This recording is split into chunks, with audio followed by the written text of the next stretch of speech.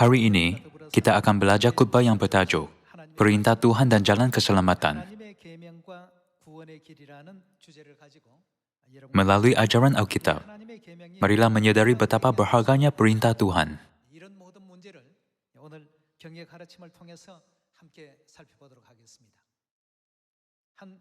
Untuk mengkaji mentaliti yang menyebabkan orang melakukan jenayah, seorang ahli psikologi meninggalkan kereta mewahnya di kawasan kaya, dan but kereta itu tidak dikunci selama beberapa hari.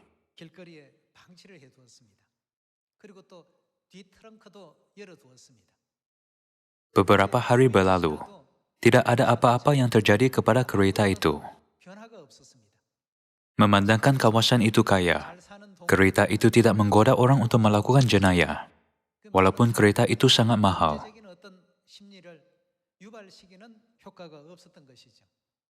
Jadi ahli psikologi itu memecahkan salah satu tingkap kereta. Sesuatu yang pelik mula berlaku di kawasan kaya itu setelah tingkap kereta dipecahkan. Aksesori mahal di dalam kereta itu mulai hilang satu persatu. Sebenarnya, barang-barang di dalam kereta mampu dibeli oleh orang kaya di kawasan itu. Anehnya, setelah tingkap itu pecah, yang menimbulkan mentaliti penduduk yang pernah mematuhi undang-undang untuk melakukan jenayah. Semua bahagian kereta yang penting seperti tayar telah dicuri. Akhirnya, hanya badan kereta yang tertinggal. Fenomena yang begitu pelik berlaku di kawasan kaya ini. Orang tertanya-tanya, bagaimanakah dapat kita menurunkan kadar jenayah di kawasan kadar jenayah tinggi? Berdasarkan keputusan eksperimen, mereka memutuskan untuk mengadakan kempen penghapusan grafiti. Sejak kempen penghapusan grafiti bermula, kadar jenayah menurun secara tiba-tiba, hanya dalam beberapa bulan. Kadar jenayah menurun kira-kira 40%, hanya selepas setahun. Melalui contoh ini, kita dapat belajar satu pelajaran penting mengenai proses mental manusia. Aktiviti jenayah kecil seseorang boleh mencetuskan banyak jenayah. Dan satu gerakan pembersihan boleh mengalahkan keinginan banyak orang untuk melakukan jenayah. Para sarjana menyimpulkan bahawa cara untuk menurunkan kadar jenayah adalah menjaga kebersihan persekitaran, bukannya menambah bilangan pegawai polis.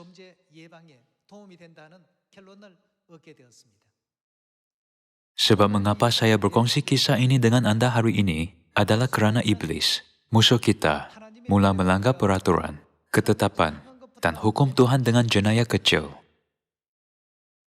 Bagaimanakah mentaliti orang berubah setelah mereka melakukan satu jenayah kecil, seperti memecahkan tingkap?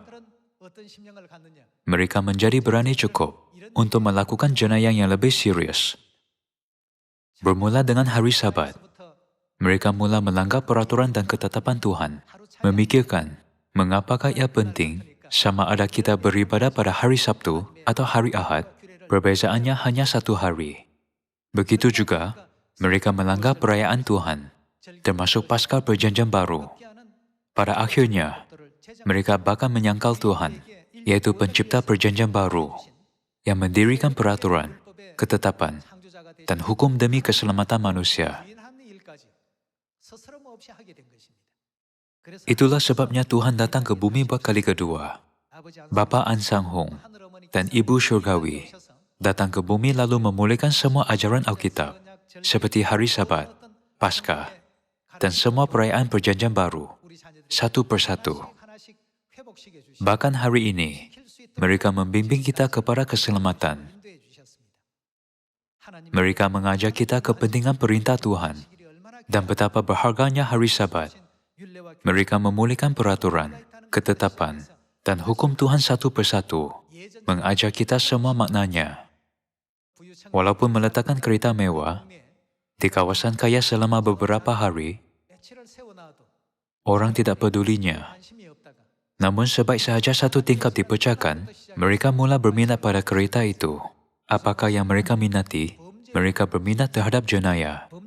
Disinilah timbul keinginan untuk melakukan jenayah. Sebaik sahaja satu hukum Tuhan dimusnahkan, apa yang mula terjadi kepada semua hukum Tuhan lain, orang mula menganggap peraturan, ketetapan dan hukum Tuhan remeh.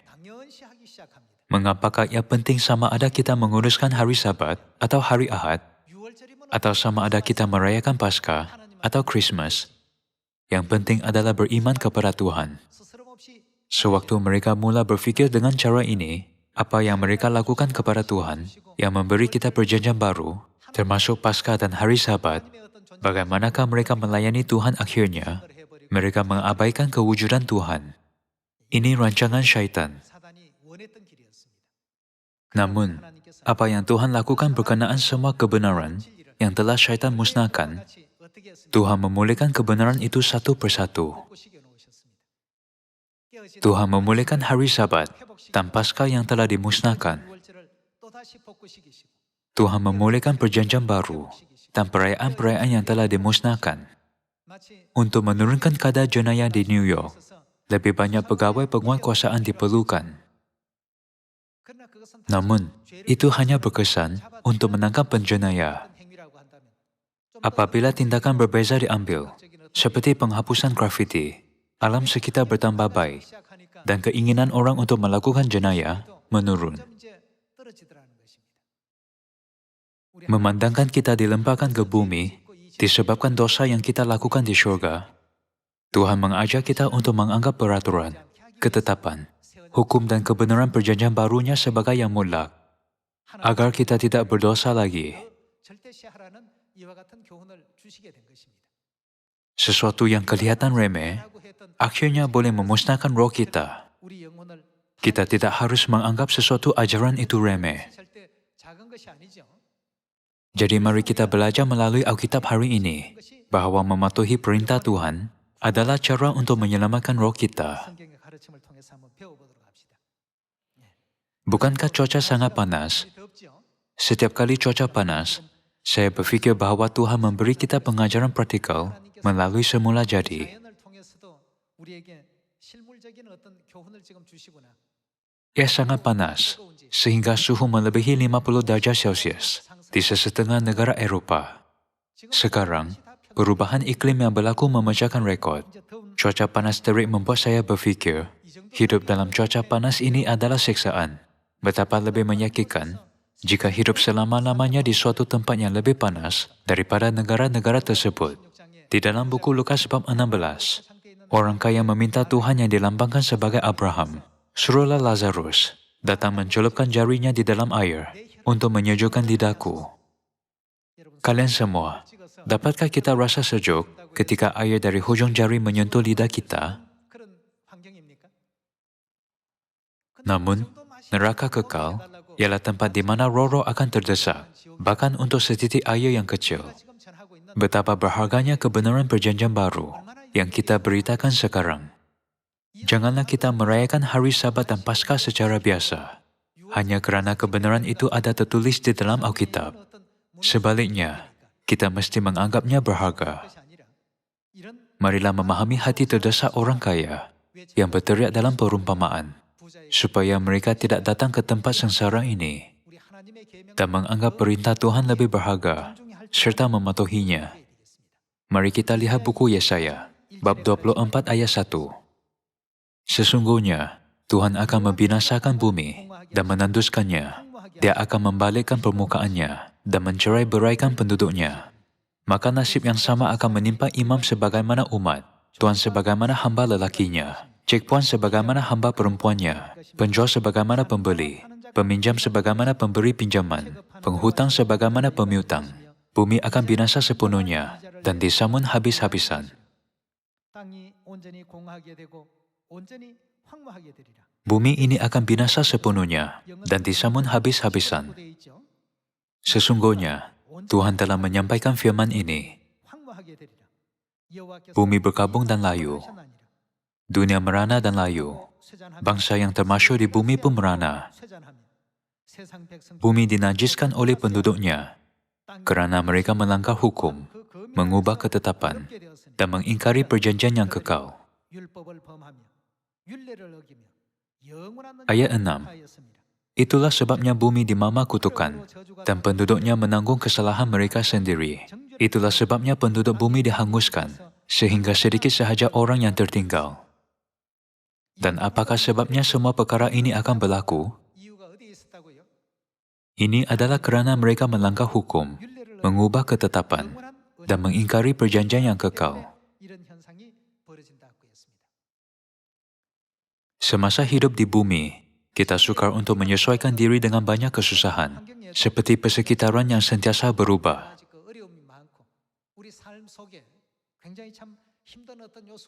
Kalau begitu, apa yang akan terjadi jika kita tidak dapat memasuki kerajaan syurga yang abadi? Dalam arti kata lain, bagaimana jika kita pergi ke neraka? Di dalam buku Wahyu, Tuhan meramalkan asap api yang menyiksa mereka itu akan naik berkepul-kepul selama-lamanya. Apa yang akan terjadi kepada kita jika kita dilemparkan ke tempat ini? Dengan penuh belas kasihan, Bapa Syurgawi dan Ibu Syurgawi telah datang ke bumi untuk menyelamatkan kita daripada cengkeraman neraka dengan memberitakan perjanjian baru dan mengajak kita kebenaran. Mereka memimpin semua manusia ke jalan keselamatan. Mari kita lihat buku Matius bab 7. Buku Matius bab 7 ayat 21. Ada tertulis, bukan setiap orang yang berseru kepadaku Tuhan, Tuhan, akan masuk ke dalam kerajaan surga, melainkan dia yang melakukan kehendak Bapa-Ku yang di surga. Mereka akan masuk ke dalam mana? Apa yang akan terjadi jika kita tidak dapat memasuki surga? Tuhan berkata, sebagaimana manusia ditentukan mati sekali, dan selepas itu dihakimkan. Apabila kita berdiri di hadapan kerusi penghakiman, Tuhan akan menghantar kita ke syurga atau ke neraka. Di mahkamah, hakim menentukan sama ada seseorang itu penjenayah atau tidak. Begitu juga pada hari penghakiman, Tuhan akan menentukan sama ada kita layak untuk pergi ke syurga atau neraka. Pada hari itu, siapakah yang akan layak untuk memasuki syurga? Apabila Yesus datang ke bumi pada 2000 tahun yang lalu, Dia mengajar semua manusia bahawa orang yang melakukan kehendak Bapa, yaitu kehendak Tuhan, boleh memasuki syurga. Kalau begitu, bagaimanakah Yesus memisahkan orang yang akan pergi ke syurga daripada orang yang akan pergi ke neraka? Mari kita lihat ajarannya mengenai ini dalam ayat 22. Pada hari terakhir banyak orang akan berseru kepadaku, Tuhan, Tuhan, bukankah kami bernubuat demi namamu dan mengusir setan demi namamu dan mengadakan banyak mujizat demi namamu juga? Pada waktu itulah aku akan berterus terang kepada mereka dan berkata, aku tidak pernah mengenal kamu, enyalah daripadaku. Kamu sekalian siapa? Pembuat kejahatan. Oleh itu, orang yang melakukan kehendak Bapa boleh memasuki syurga, dan bagi orang yang tidak, mereka akan menerima penghakiman neraka kekal. Siapakah orang yang akan menerima penghakiman neraka kekal? Mereka ialah orang yang melakukan pelanggaran hukum. Mereka ialah orang yang tidak mematuhi peraturan, ketetapan, hukum dan perjanjian Tuhan. Orang yang melakukan pelanggaran hukum tidak akan melakukan kehendak Bapa. Mereka tergolong dalam golongan orang yang tidak melakukan kehendak Tuhan.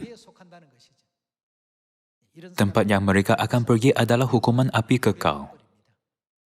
Kita mengajar orang bahawa kita akan pergi ke neraka jika kita gagal untuk mematuhi ajaran Tuhan, dan bahawa kita mesti mematuhi kehendak Tuhan supaya pergi ke syurga. Namun, ada orang yang berkata, sekiranya semua orang pergi ke neraka, mengapa tidak menyertai mereka? Walaupun mereka bercakap begitu, mereka tidak dapat menahan kepanasan ini. Orang menghadapi cabaran dengan suhu di bumi, mengatakan ia terlalu panas. Namun mereka juga berkata, aku tidak kisah pergi ke neraka, kerana semua orang pun pergi ke sana. Betapa bodohnya komen ini. Kita mesti melakukan yang terbaik untuk mematuhi kehendak Tuhan. Yesus mengajak kita kepentingan untuk mematuhi hukum Tuhan pada zaman perjanjian baru. Dan para nabi juga memberikan ajaran yang sama. Di dalam 66 buah buku Alkitab, mari kita lihat buku Yeremia bab 11 dan ketahui akibat orang yang melanggar peraturan, ketetapan, dan hukum Tuhan. ada tertulis dalam bab 11 ayat 1. Firman yang datang kepada Yeremia dari Tuhan, bunyinya, "Dengarlah perkataan-perkataan perjanjian ini, dan sampaikanlah itu kepada orang Yehuda dan kepada penduduk Yerusalem. Katakanlah kepada mereka, beginilah firman Tuhan, Tuhan Israel. Terkutuklah orang yang tidak mendengarkan perkataan-perkataan perjanjian ini. Dia akan menerima apa? Dikatakan bahwa dia akan dikutuk. Pada hari penghakiman, adakah mereka akan dihantar ke syurga atau ke neraka jika mereka dikutuk? Siapakah yang berkata, mereka tidak dapat mengelakkan neraka? Bukankah Nabi Yeremia menyampaikan mesej ini, mengatakan, beginilah firman Tuhan Israel.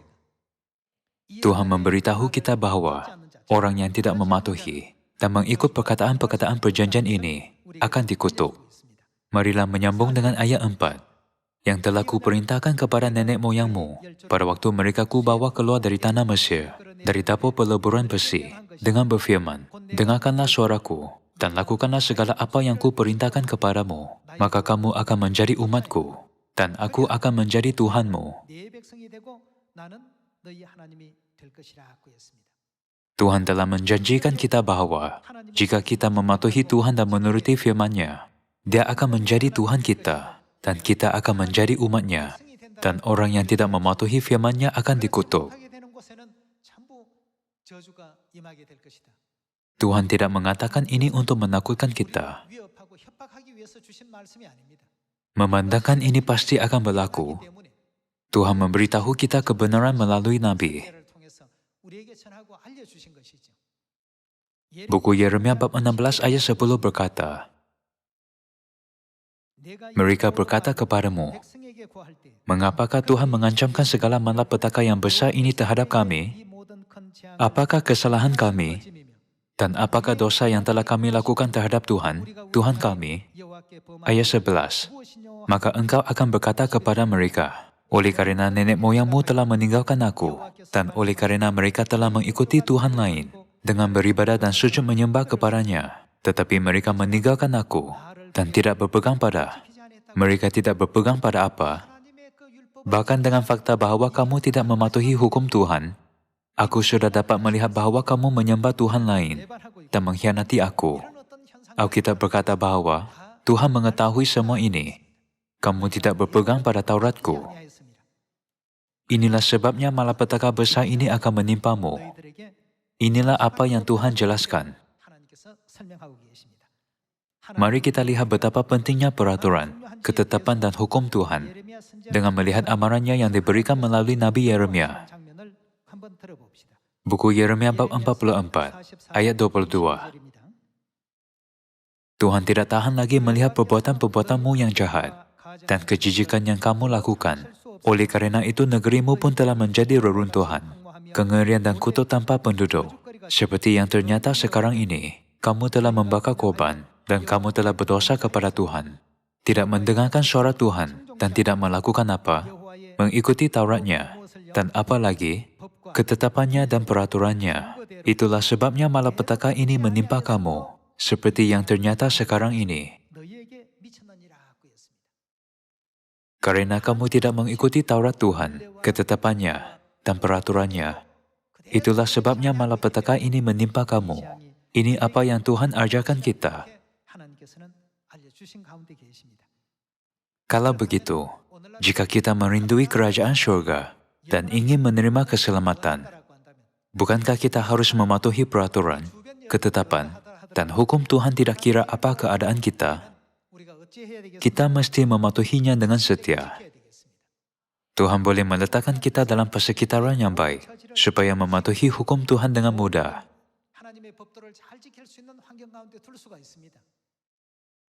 Namun, setiap orang boleh mematuhi hukum Tuhan dalam keadaan yang baik. Itulah sebabnya kadangkala Tuhan meletakkan kita dalam persekitaran yang buruk. Dengan melihat semua usaha kita untuk mematuhi ketetapan dan hukum Tuhan, bahkan dalam keadaan buruk, Tuhan ingin melihat hati kita dan mengetahui sama ada kita beriman kepada Dia atau tidak.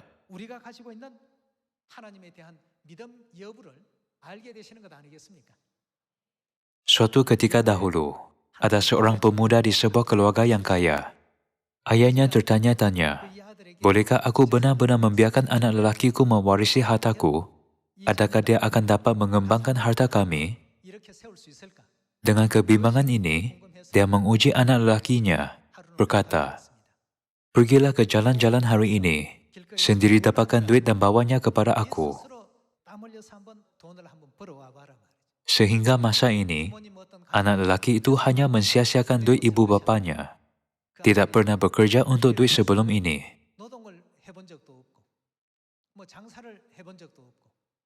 Dia kembali dengan tangan kosong, tanpa melakukan apa-apa. Ibunya berasa kasihan terhadap dia. Jadi, dia memberi anak lelakinya 3 duit shilling secara diam-diam. Lalu berkata, sini, beritahu ayahmu bahwa kamu mendapatkan duit shilling ini untuk meredakan kebimbangannya. Memandangkan ibunya memberikan duit shilling kepada dia, dia hanya menerimanya dan berkata, ayah, aku telah mendapatkan duit shilling ini hari ini. Apabila ayah melihat itu, dia menjadi marah dan membuangnya ke dalam api dapur pembakar kayu. Namun, anak lelaki itu hanya berdiri di sana, melihat duit shilling dibakar. Jadi ayah itu berkata kepada dia, kamu tidak dapat menipu aku. Pergilah, bawalah duit yang kamu dapatkan sendiri. Ini bukan duit kamu sendiri. Perkara yang sama berlaku beberapa kali. Ini berlaku setiap kali ibunya membantu dia. Setiap kali, ayah tahu bahwa itu bukan duitnya sendiri. Ini bukan duit kamu sendiri. Suatu hari, anak lelaki menyadari bahwa dia harus mendapatkan duit dengan bekerja keras, seperti yang diinginkan oleh ayahnya. Jadi, walaupun dia seorang anak lelaki sebuah keluarga kaya, dia bekerja keras, memotong kayu dan memelihara ladang. Dengan melakukan demikian, dia mendapatkan 1 duit shilling. Dia berkata, lihatlah, aku benar-benar bekerja keras untuk mendapatkan duit kali ini. Tetapi kemudian ayahnya berkata, cis, adakah kamu coba menipu aku lagi dan membuang duit itu ke dalam api? Anak lelaki itu sangat terkejut. Dia menghulurkan tangannya ke dalam api untuk mengambil duit itu.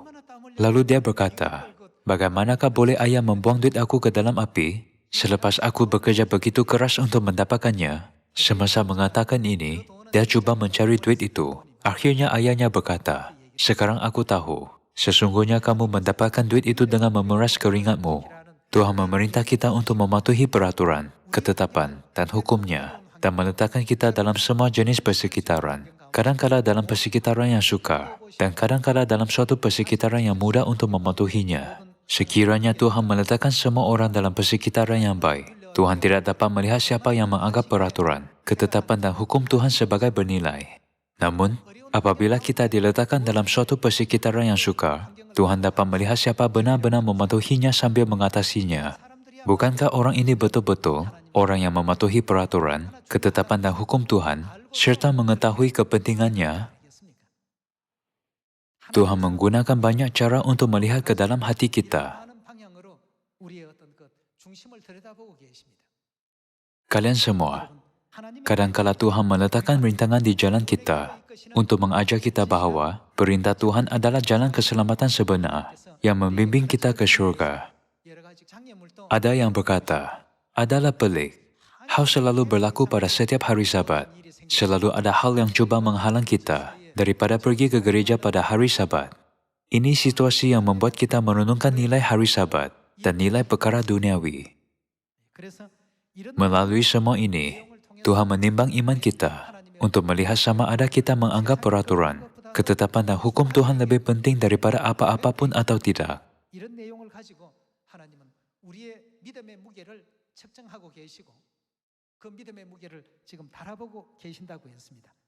Mari kita lihat buku Keluaran, bab 15 ayat 25.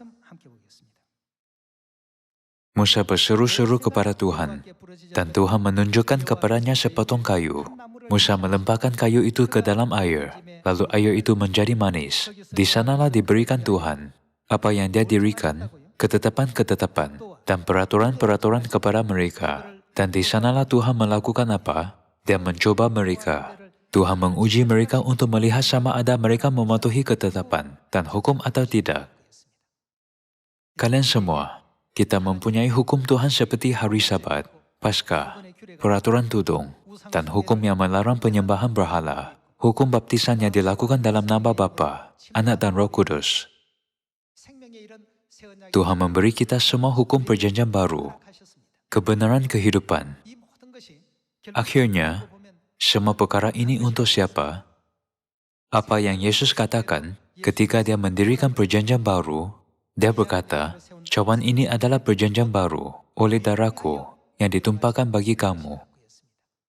Janganlah kita lupa bahwa semua ini adalah untuk kita. Mari kita lihat satu wahyu yang diberikan Tuhan kepada Rasul Yohanes berkenaan perkara mematuhi peraturan, hukum dan perintah Tuhan. Buku Wahyu bab 14, ayat 6.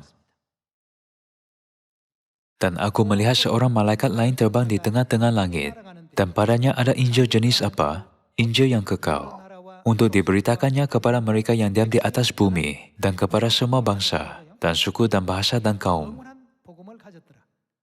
Dan ia berseru dengan suara nyaring, takutlah akan Tuhan dan muliakanlah Dia, karena telah tiba saat penghakimannya, dan sembahlah Dia yang telah menjadikan langit dan bumi, dan laut dan semua mata air.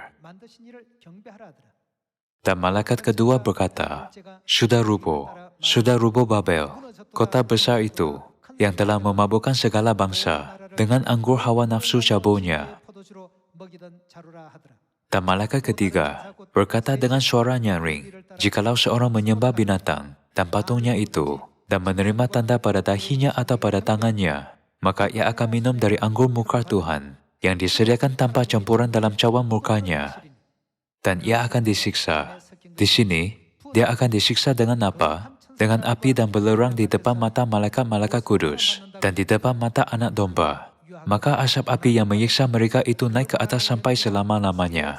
Dan siang malam mereka tidak henti-hentinya disiksa, yaitu mereka yang menyembah binatang, serta patungnya itu, dan barang siapa yang telah menerima tanda namanya. Kita telah pelajari beberapa kali tentang binatang ini melalui buku Wahyu bab 13, 17 dan 18. Di sini, sesiapa yang menyembah binatang itu dan image-nya akan menerima apa di atas dahi atau tangan. Mereka akan menerima tandanya di atas dahi atau tangan dan disiksa dengan belerang yang membakar. Dan asap api yang menyiksa mereka itu akan naik berkepu-kepu selama-lamanya. Mereka akan menerima tanda di dahi atau tangan. Kalian semua, bukankah ini biasa dengar? Di mana lagi Anda pernah melihat babak ini? Bilakah kita menerima tanda di dahi atau tangan? Apabila kita mematuhi perintah Tuhan, yaitu Paskah, sesuatu akan di atas dahi kita. Terdapat satu hukum Tuhan yang akan menjadi peringatan pada dahi kita dan menjadi apa pada tangan kita? Tanda pada tangan kita. Dalam arti kata lain, jika kita mematuhi hukum Tuhan, kita boleh menerima tanda pada dahi kita dan pada tangan kita. Tetapi bagaimana jika kita mematuhi perintah syaitan, bukannya perintah Tuhan? Kita juga akan menerima apa di dahi atau tangan kita? Dalam case ini, kita juga akan menerima tanda. Tanda akan diberikan pada dahi atau pada tangan kita, sama ada kita memelihara perintah Tuhan atau perintah syaitan. Semua orang akan menerima salah satunya. Orang yang mematuhi perintah Tuhan akan menerima tanda Tuhan. Namun, orang yang mematuhi perintah binatang akan menerima tanda binatang. Mereka akan mengalami kesusahan dan disiksa dengan belerang yang membakar, tempat asap api yang menyiksa mereka, serta akan naik berkepu-kepu selama-lamanya. Tuhan menunjukkan wahyu ini kepada kita melalui Rasul Yohanes. Seperti yang kita dapat lihat, perintah Tuhan yang kita patuhi hari ini merupakan jalan yang Tuhan sediakan demi keselamatan kita. Dalam perjalanan keselamatan, saya berdoa bahwa tiada siapa dan tiada roh yang akan ketinggalan atau kehilangan mana-mana kebenaran perjanjian baru, seperti hari Sabat, Paskah, dan 7 perayaan dalam 3 kali. Mari kita beriman seperti Daud yang berkata, aku akan menganggap perintah Tuhan lebih berharga daripada emas tulen, dan mengikuti jalan yang Tuhan rancangkan bagi kita. 여러분과 제가 꼭 되시길 부탁드리겠습니다. Terima kasih.